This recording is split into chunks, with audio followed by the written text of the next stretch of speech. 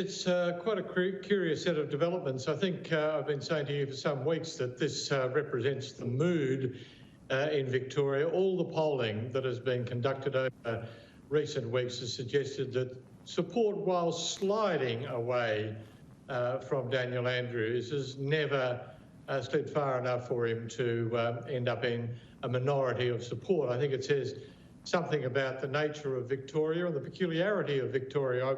I doubt that any other leader in any other state could have maintained the level of support that Daniel Andrews has, perhaps Mark McGowan in WA, but I don't think anywhere else.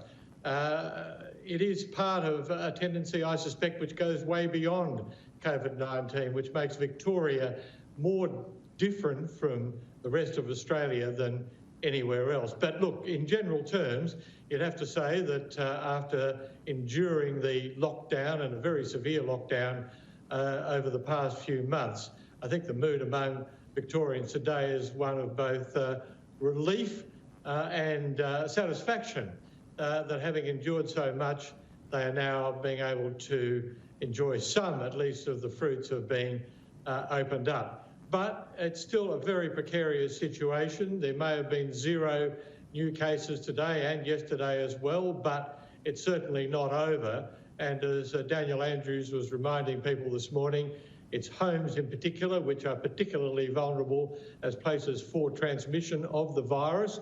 Also, as you open up places like shopping centres and so on and so forth, community transmission will be a real test to see whether the contact tracing, which has improved quite immeasurably since the early days of the lockdown, whether it is now up to snuff, whether it is now as good as New South Wales, for example, where even there we're still seeing a little bit of community transmission, I think a couple of cases today. So it hasn't gone away.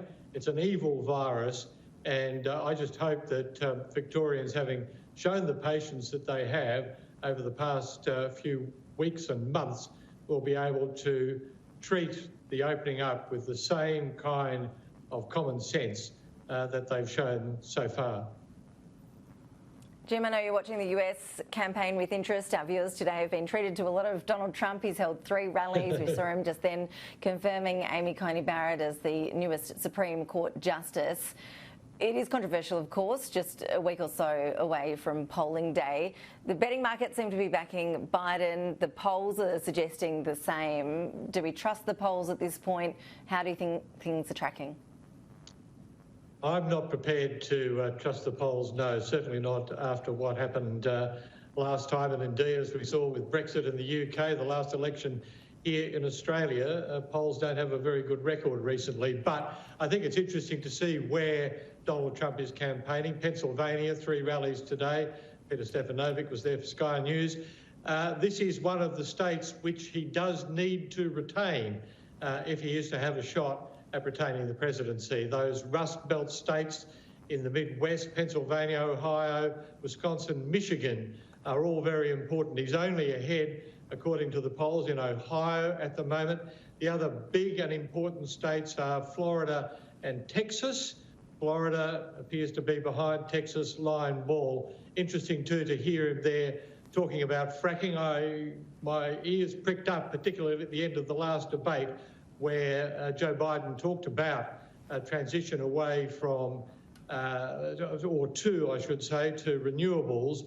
And this, of course, in the oil-bearing states of Texas, Ohio as well. These are very key issues, and it was not surprising to see Donald Trump picking up on that in the rallies that he held today. But he does face an uphill battle in retaining the presidency. He keeps on appealing to his base, who have been particularly resilient over the past few years. But it will come down, I suspect, to women in the suburbs and also to blue-collar voters in the other battleground states in the Midwest, Michigan, Pennsylvania, and Wisconsin, where he got narrow victories last time.